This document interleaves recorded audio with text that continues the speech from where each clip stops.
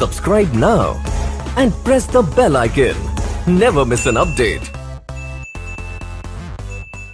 दोस्तों आप लोगों का स्वागत है हमारे YouTube चैनल फोकस ऑनलाइन पे। जैसा कि हमने पिछली वीडियो में आप लोगों को कुछ लाइक पैरेलल्स के विषय में मीन्स वैरिएंस थ्योरम के बारे में बताया, ठीक है। उसमें एक पॉइंट बच गया था। क्या बचा था आप लोगों का? अनलाइक पैरेलल फोर्स में moment of the unlike parallel force, ठीक है। तो अब आप इसको कैसे प्रूफ करेंगे ये भी देखिए। जो है आपने अभी अभी पढ़ा है, क्या पढ़ा है अभी आपको बता रहे हैं भाई।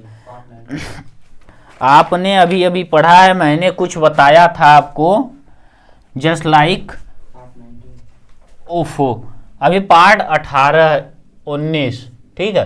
पार्ट 19 पार्ट 18 में अभी आप लोगों को मैंने क्या पढ़ाया था? Like parallel as like.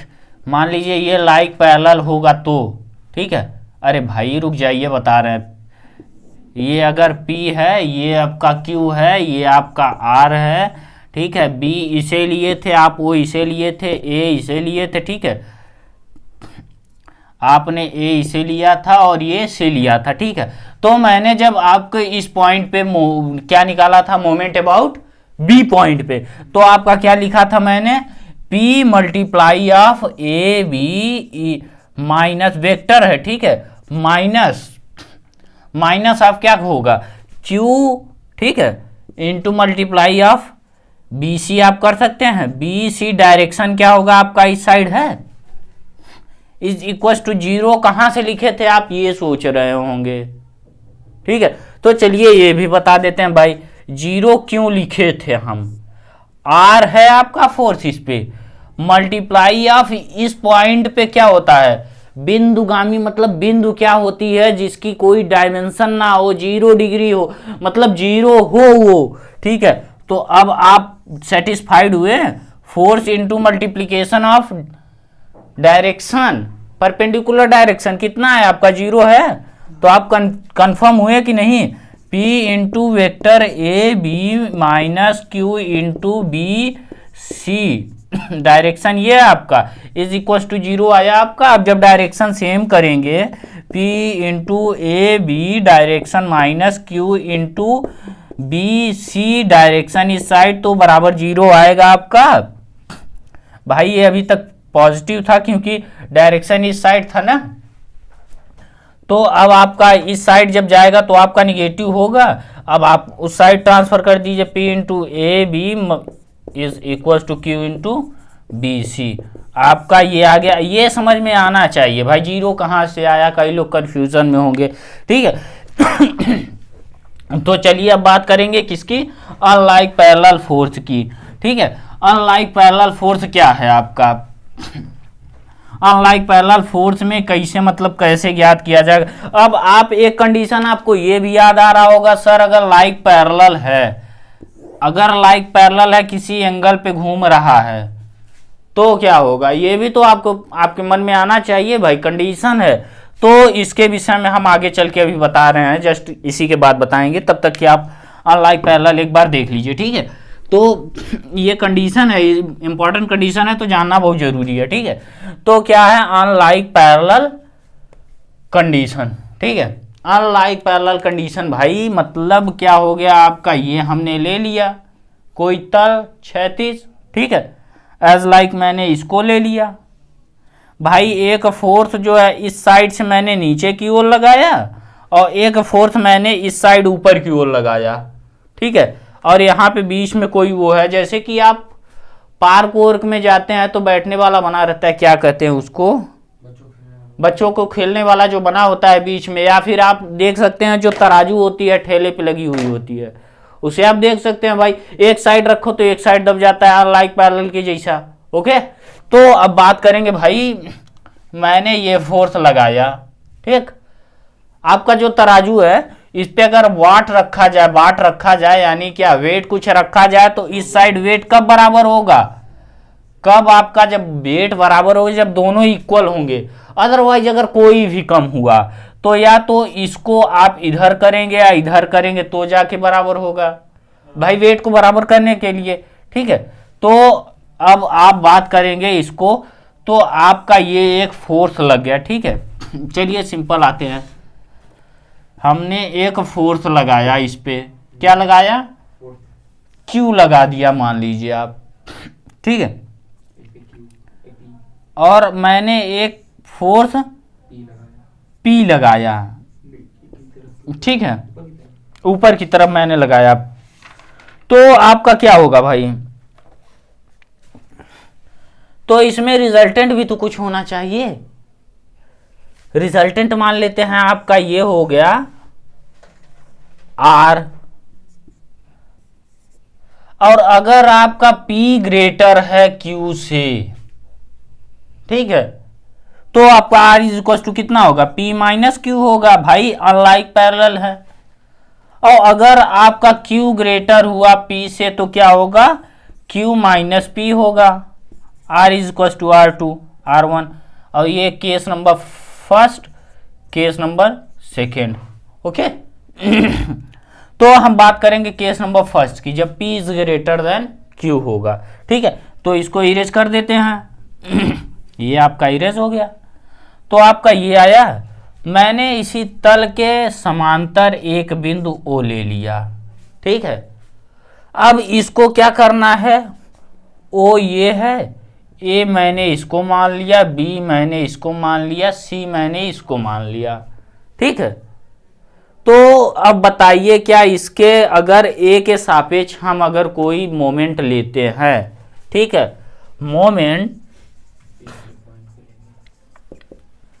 about A in the force of P and Q and R, भाई R को भी आप ले लीजिए, नहीं कहेंगे कि R के साथ नाइंसाफी हो रही है, क्यों, R को भी ले लिया मैंने। तो R मल्टीप्लाई ऑफ ये अगर पॉइंट है तो इसके परपेंडिकुलर कोई डिस्टेंस है, भाई आपका डिस्टेंस होना चाहिए, नहीं है ना, तो आप जीरो कर सकते हैं भाई, जीरो, ठीक है। अब आपका ये जीरो हो गया, बराबर आप कर क्या सकते हैं, A B multiply of P कर सकते हैं, ओके, माइनस भाई आपका P जो वेक्टर है अपान है ऊपर की ओर, ठीक है। और अगर प्लस करते हैं AC मल्टीप्लाई ऑफ Q जो है Q, यानी ये आपका ऊपर की ओर है और Q जो है आपका नीचे की ओर है, तो आपका ये माइनस होगा, क्यों, होना चाहिए भाई। तो आपका ये 0 is equal to AB multiply of P minus AC multiply of Q आया। तो AC multiply of Q is equal to AB multiply of P, आपका ये आ गया इतना, ये कंडीशन आपका आ गया भाई। मैंने ये किया, फिर इतना, फिर ये इतना आ गया, ठीक है। अब बात करेंगे इसके आगे के प्रोसेस पे, about O moment about O, ठीक है। तो क्या करेंगे, चलिए अब इस कंडीशन को जो है इसको अब इरेज कर दे रहा है भाई, चूंकि प्लेस थोड़ा कम है। तो अब क्या करेंगे हम, इसको आप यहां से लिख लिए, AC multiply of Q is equal to AB multiply of P, ठीक है। आपका ये आ गया, ओके। तो अब क्या करना है, मोमेंट अबाउट O लेना है आपका भाई, मैंने 0 के अबाउट में मोमेंट लेना है। तो अब इसके अबाउट में मोमेंट क्या होगा, तो इसके अबाउट में R मल्टीप्लाई ऑफ OA कर सकते हैं, OA इज इक्वल टू ये क्या होगा, OB मल्टीप्लाई ऑफ P, ठीक है, कर देंगे। और ये क्या होगा आप लोगों का,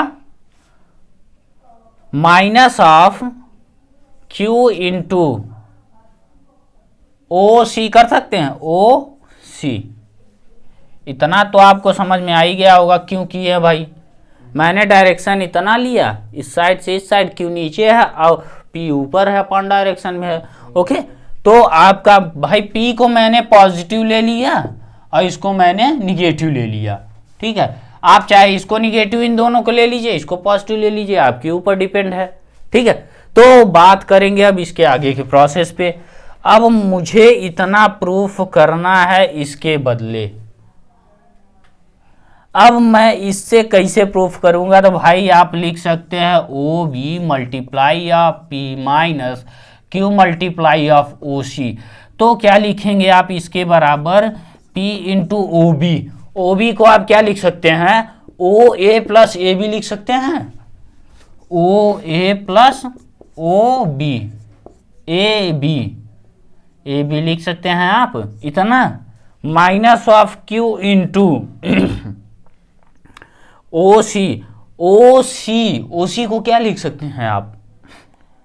भाई अभी मैंने अबाउट ए पॉइंट पे मोमेंट निकाला था, तो हम इसको जिस पे पॉइंट पे मोमेंट आपने निकाला है बस उसी को डिवाइड करना है, ठीक है, उसी को दोनों भागों में तोड़ना है इजी बनाने के लिए। तो मैं क्या कर सकता हूं भाई, क्यू लिया, क्यू मल्टीप्लाई ऑफ क्या करेंगे ओ ए प्लस ए सी कर सकते हैं। अब बात करेंगे इसके, थोड़ा सा आगे बढ़ेंगे, जस्ट आपका आ जाएगा ये पॉइंट। हमको प्रूफ क्या करना है, आपको बार बार याद दिला दे रहे हैं भाई, प्रूफ करना है R of O A is equal to P of O B minus Q of O C, ठीक है, यही प्रूफ करना है। तो हमने इसको लिया है, ठीक। अब मैं इसी पॉइंट को थोड़ा सा पास में आपके कर दे रहा हूँ, इस पॉइंट को, ठीक है। तो अब बढ़ाते हैं इससे बात। तो ये क्या हुआ आपका P multiply of O A plus P multiply of A B minus of Q multiply of O A, ठीक है, प्लस क्यों माइनस माइनस प्लस कितना होगा, minus Q of A C. आपका आ गया भाई मेरे। अब इसको कॉमन कर सकते हैं, ओ ए मैंने कॉमन कर लिया तो पी माइनस क्यू आपका ये आ गया, plus P of A B minus Q of A C, ठीक है, आपका ये आ गया। अब आप इससे लीजिए A C cross Q is equals to A B cross P, ठीक है। तो इससे ये कट जाएगा। अब कट गया तो आपका क्या आया, total O A multiply of P minus Q, और आर बराबर हमारा क्या है, R into O A is equal to आपका आ गया O A multiply of P minus Q. तो ये आपका प्रूफ हो गया, ठीक है, आर एच एस आ गया। तो so that R is equal to P minus Q आपका आ गया। यही था हमारा प्रूफ करना, ओके। तो ये हो गया। अब बात करेंगे किसकी, principle law of moment, principle law of moment, ठीक है। मतलब मोमेंट घूर्ण के जो नियम है, प्रिंसिपल है भाई, प्रिंसिपल लॉ, साधारण नियम जो हैं, प्रिंसिपल लॉ ऑफ मोमेंट। अच्छा, अब आप सोच रहे होंगे वेरिगेंस को अब भी हटाया जाएगा कि नहीं हटाया जाएगा यहाँ से। भाई वेरिगेंस को नहीं हटाया जाएगा क्योंकि उन्होंने ही ये रिसर्च दिया है, ठीक है। तो अब प्रिंसिपल लॉ ऑफ मोमेंट लिखते हैं।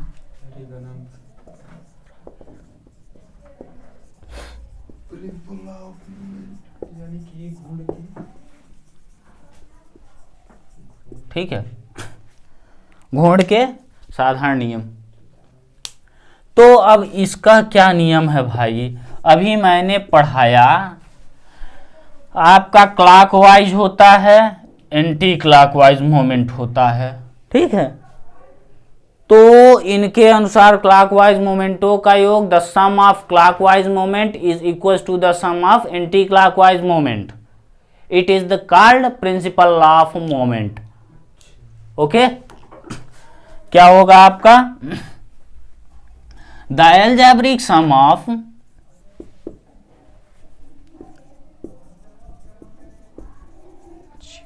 algebraic sum of the algebraic sum of anti-clockwise moment is equal to the sum of clockwise moment. ठीक है, मतलब इसका सीधा सीधा प्रिंसिपल लॉ है भाई कि जो मैंने इस साइड से जो मोमेंट निकाला था इस साइड के मोमेंट के योग के बराबर होगा, बस फाइनल। अब आपको मैंने थोड़ी सी पहले टाइम पे मैंने यही एक क्वेश्चन बताया था, पूछा भी था कि भाई अगर जब किसी एंगल पे पैरेलल फोर्स काम करे, नॉन पैरेलल फोर्स काम करे किसी एंगल पे, तो क्या होगा? तो भी तो कोई ना कोई कंडीशन होनी चाहिए भाई। अगर अभी तक तो हमने आपको परपेंडिकुलर था वही बताया, ठीक, तो आपको जब किसी एंगल पे जा रहा है तो भी तो निकालना पड़ेगा भाई। मशीनों में जो है पार्ट हर समय परपेंडिकुलर नहीं होता, किसी ना किसी एंगल पे होगा। ठीक है, मान लीजिए आपका कोई गेट है जो कि ऐसे झुका हुआ है, तो कितना आप मोमेंट लगाएंगे उस पे भाई? किसी का गेट है बहुत जल्दी खुल जाता है और बहुत नॉर्मल खुलता है, किसी का जो है बहुत ज़्यादा फोर्स लगाना पड़ता है। नॉर्मल सा एग्जाम्पल लीजिए तो कितना मोमेंट लगेगा भाई? उसके लिए कुछ ना कुछ मोमेंट होना चाहिए, किसी ना किसी एंगल पे होगा। तो चलिए बात करते हैं इसी पे। पैरेलल फोर्स किसे कहते हैं? What is the parallel force? ठीक है, समांतर बल किसे कहते हैं? Parallel force. Principle of moment तो हो गया आपका, ओके। तो आपका प्रिंसिपल लॉ ऑफ मोमेंट, पानी की गिला था। उसके बाद क्या करना है आपको? Parallel force. एक मिनट,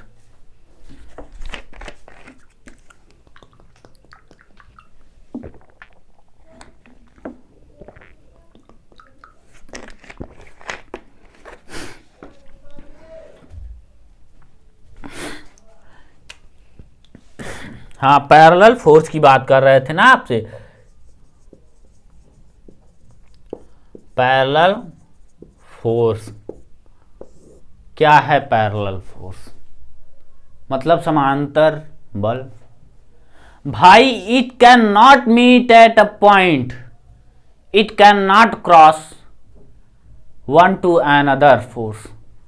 मतलब ये बल एक दूसरे को कभी विभाजित नहीं कर सकती। ठीक है, ऑन दोज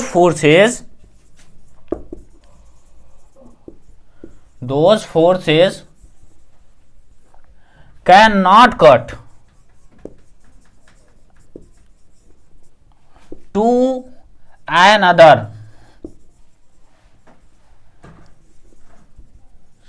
मतलब अगर ये दो पैरेलल फोर्स हैं तो ये अनंत तक चली जाएंगी, लेकिन कभी दोनों को विभाजित नहीं करेंगी। ठीक है, इनके बीच डिस्टेंस जो है ऑलवेज कांस्टेंट होगा।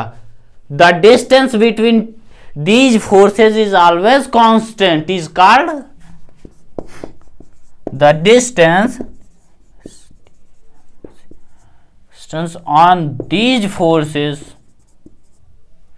these forces is always constant.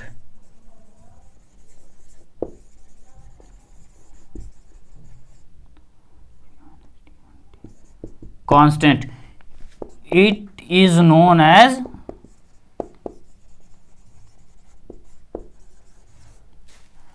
parallel.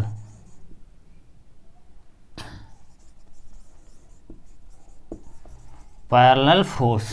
ठीक है, अब भाई आपसे एक रिक्वेस्ट है, रट्टा ना मारिएगा, समझिएगा, बुक को आप खोलिए। और ये भी सच है कि विदाउट बुक आप पढ़ नहीं सकते। ठीक है, बिना बुक की सहायता के आप सक्सेस नहीं हो सकते।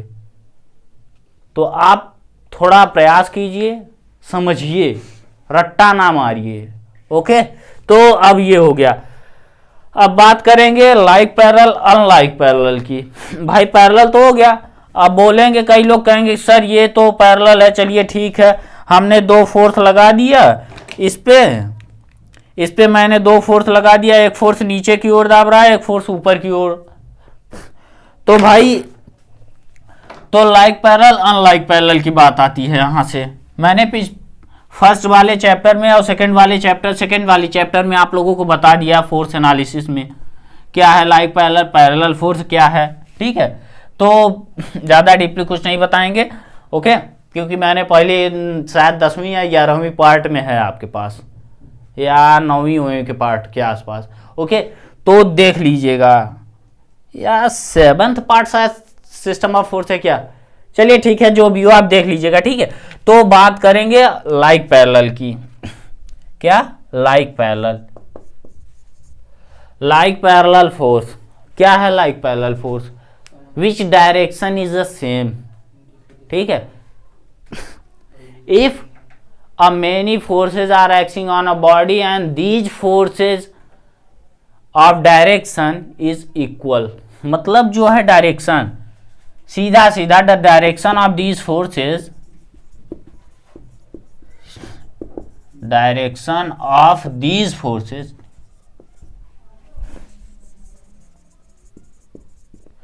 is equal, is same, is known as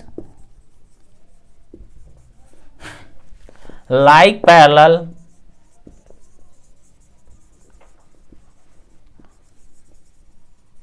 force, ठीक है, लाइक पैरेलल फोर्स।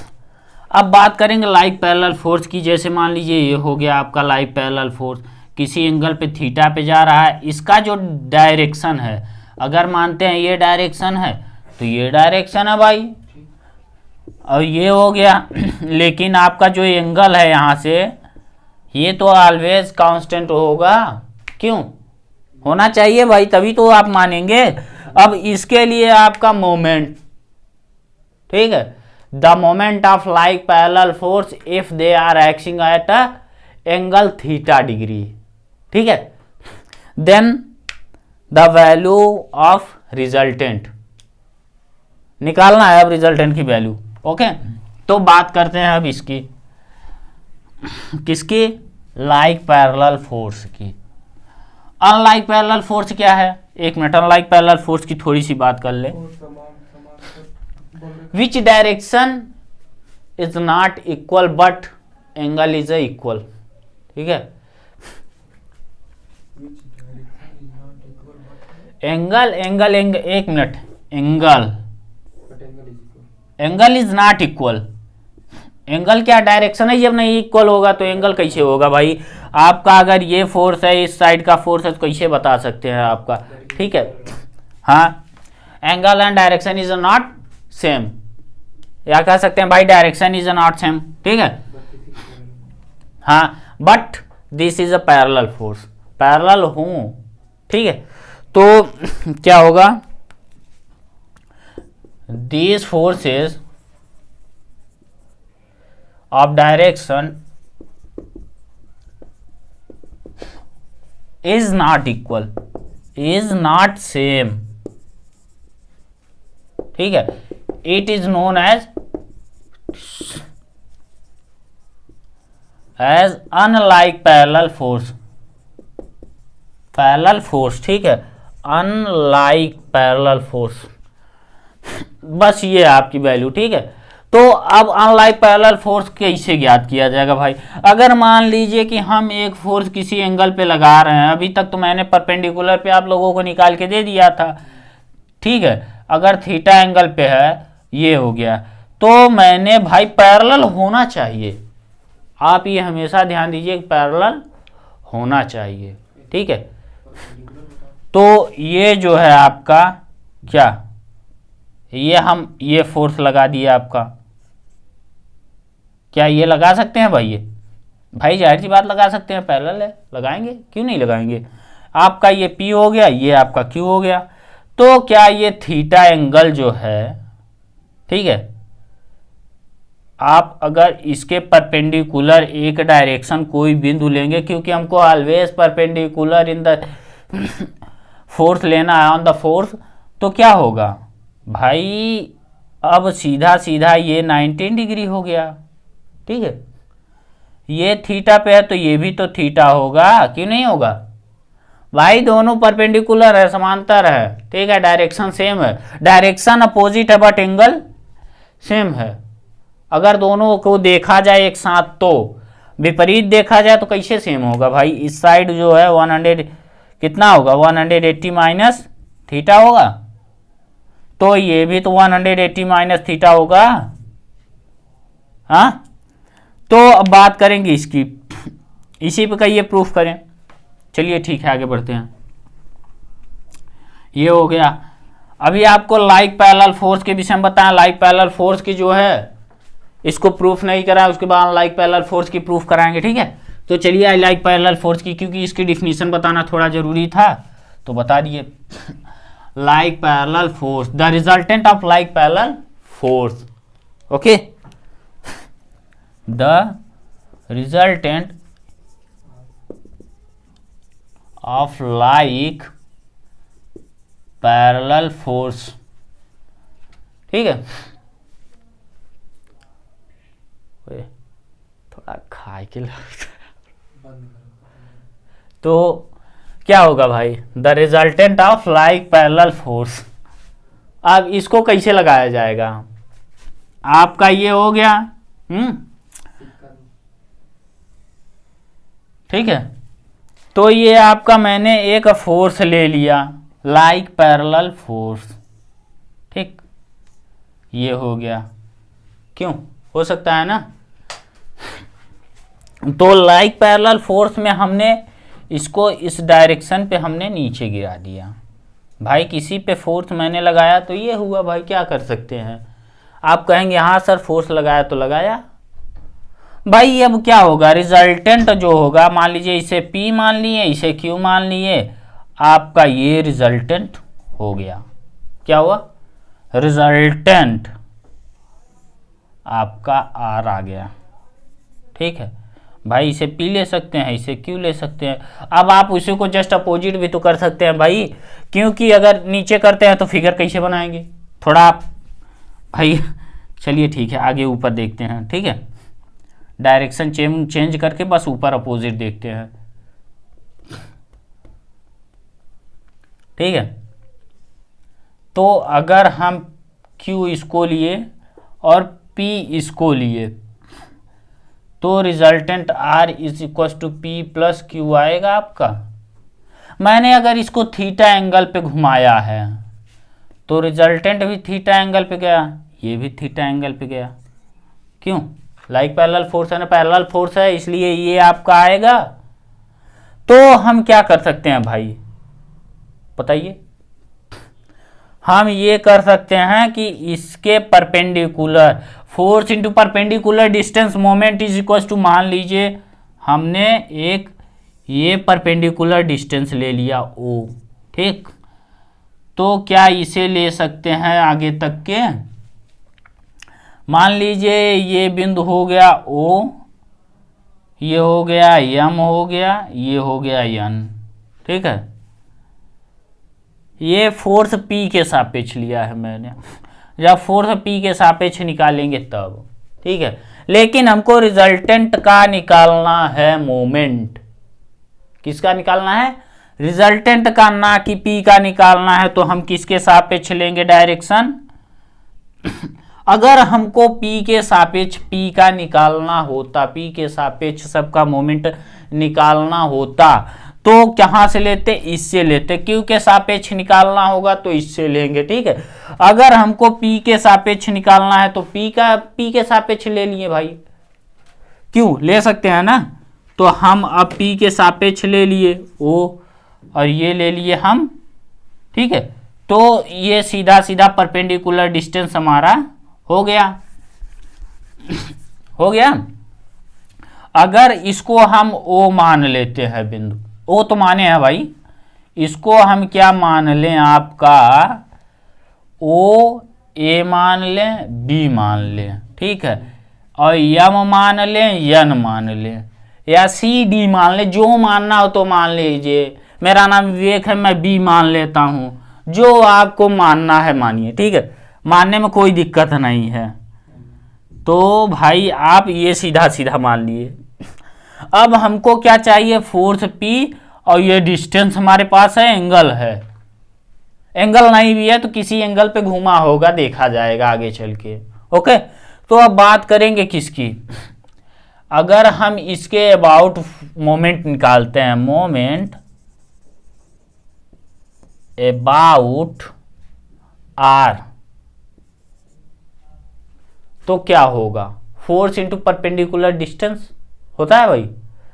तो फोर्स इंटू परपेंडिकुलर डिस्टेंस जब लिया जाएगा तो आपका क्या आएगा, force P into perpendicular distance of, भाई ये परपेंडिकुलर है, ये 90 डिग्री, ये 90 डिग्री पे है ना, फोर्स इंटू परपेंडिकुलर डिस्टेंस, तो P मल्टीप्लाई ऑफ क्या कर देंगे, OM, ठीक है, प्लस भाई डायरेक्शन सेम है तो Q मल्टीप्लाई ऑफ क्या करेंगे, ON कर सकते हैं, ON is equals to R multiply of OA कर सकते हैं। ये आता है वेरिएंस थ्योरम के अकॉर्डिंग, ठीक है। तो अब हम क्या करें भाई, हमारे पास थीटा एंगल है, ठीक, तो ये जो है आपका ये भी तो परपेंडिकुलर होगा, ठीक है, ये भी तो आपका परपेंडिकुलर होगा, ये भी तो परपेंडिकुलर होगा। तो आपका जो एंगल है, इस एंगल के अकॉर्डिंग आप कुछ निकाल सकते हैं, क्यों निकाला जा सकता है ना भाई। तो क्या निकाला जा सकता है, अगर आपका ये थीटा है तो ये थीटा है भाई, क्योंकि 90 डिग्री के बाद फिर थीटा एंगल पे घूम गया, ठीक है, और ये आपका थीटा हो जाएगा जब आपका ये निकलेगा तो, ठीक है, लेकिन ये कब होगा, जब आपका इसे पे घूमेगा तब। तो इस अकॉर्डिंग जो है आपका भाई क्या कर सकते हैं हम, सीधा सीधा लिख सकते हैं, cos theta is equal to कितना होगा, कॉस ऑफ थीटा अगर हम निकालते हैं तो क्या होगा, कॉस थीटा बराबर क्या होगा आपका, आधार बटे कर्ण, तो आधार आपका ये आया AM बटे कर्ण आपका क्या आया AO या OA, ठीक है, implies that AM is equal to क्या होगा, OA into cos of theta, एक ये आ गया आपका, ठीक है।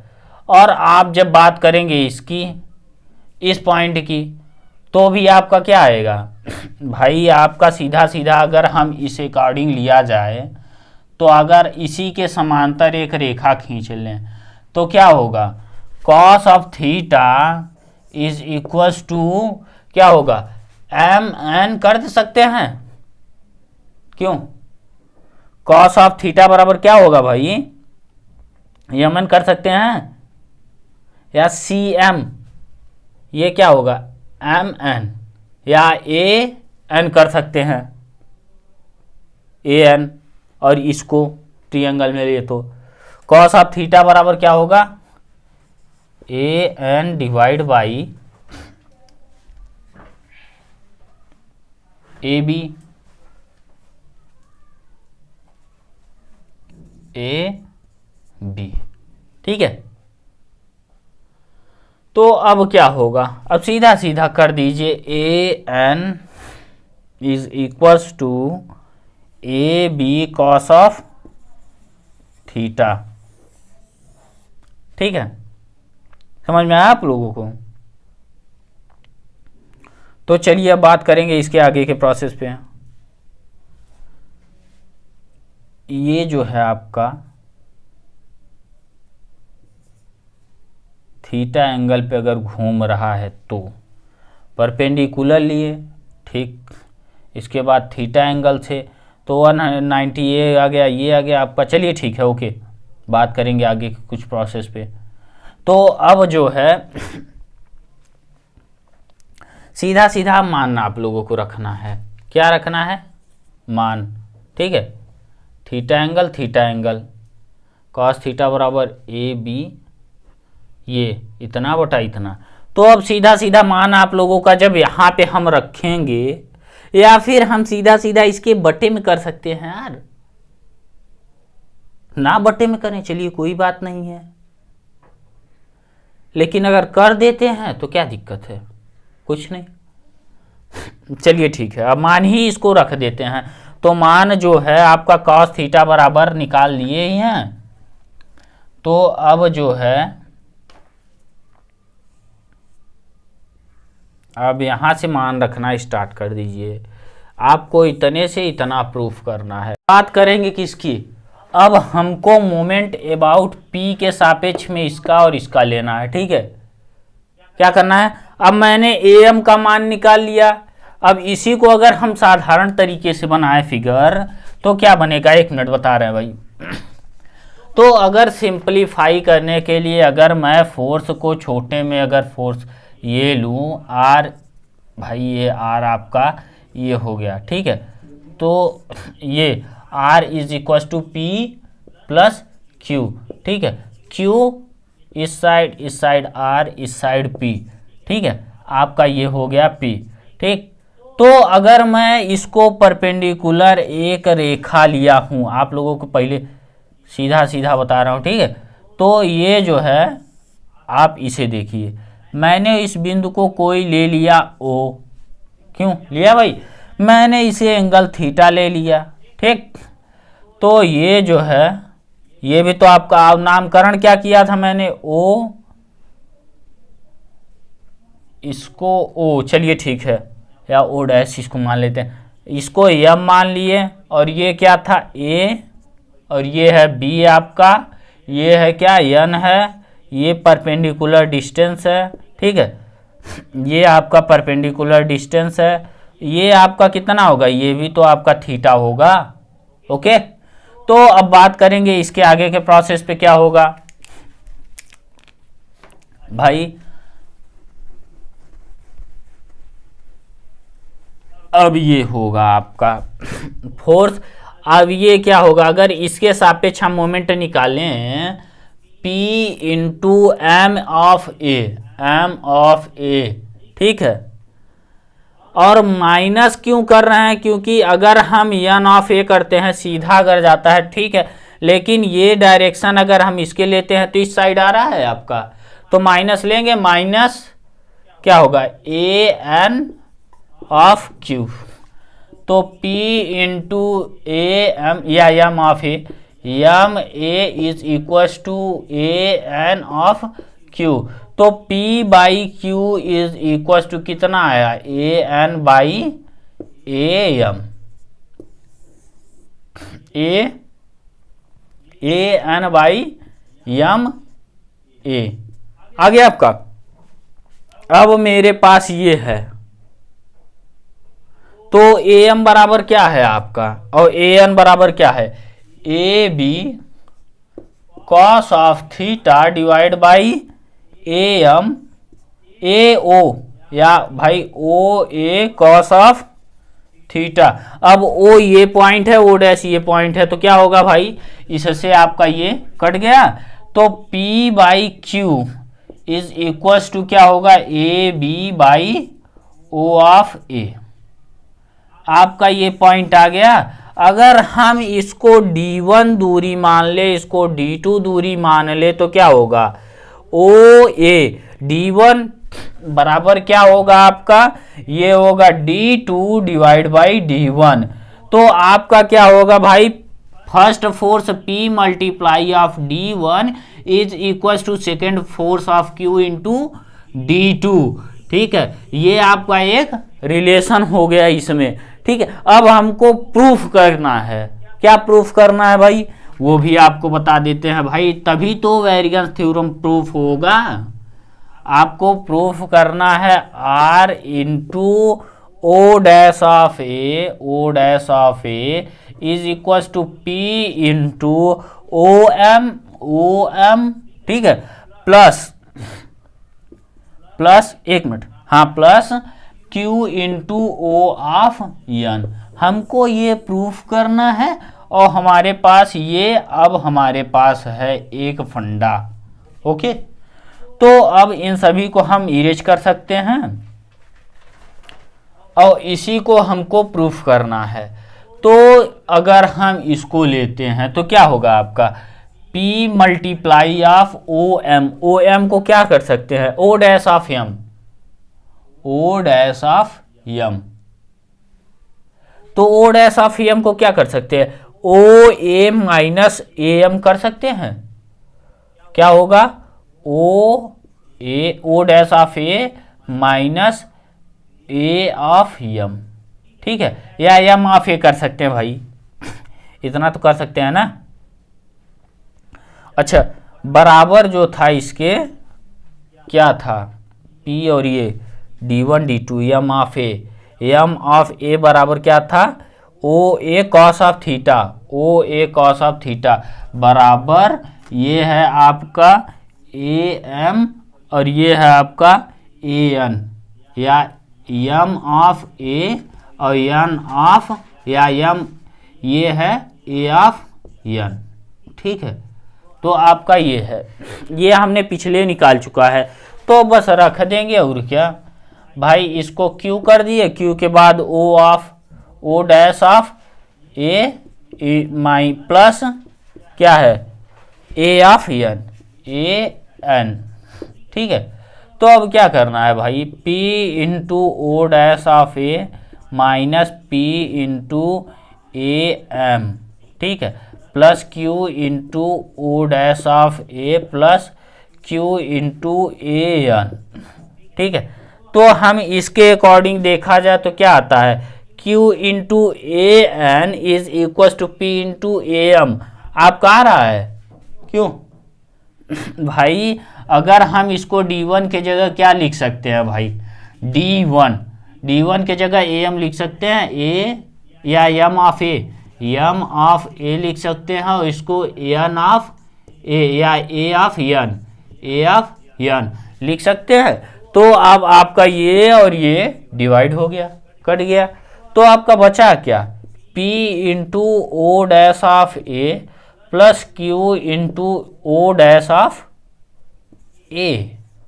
ओके भाई, हमने ओ डैश ऑफ ए को कॉमन कर लिया, P प्लस Q, आपका आ गया O dash of A is equal to R, और आर बराबर हमने P प्लस क्यू यहाँ से निकाल दिया, सीधी सी बात है। अब इसको कंपेयर कर दिए तो क्या आ गया आपका, R into O dash of A is equal to, proof हो गया क्या, P into O dash of M plus Q into O dash of N, proof हो गया आपका ये भी, ठीक है।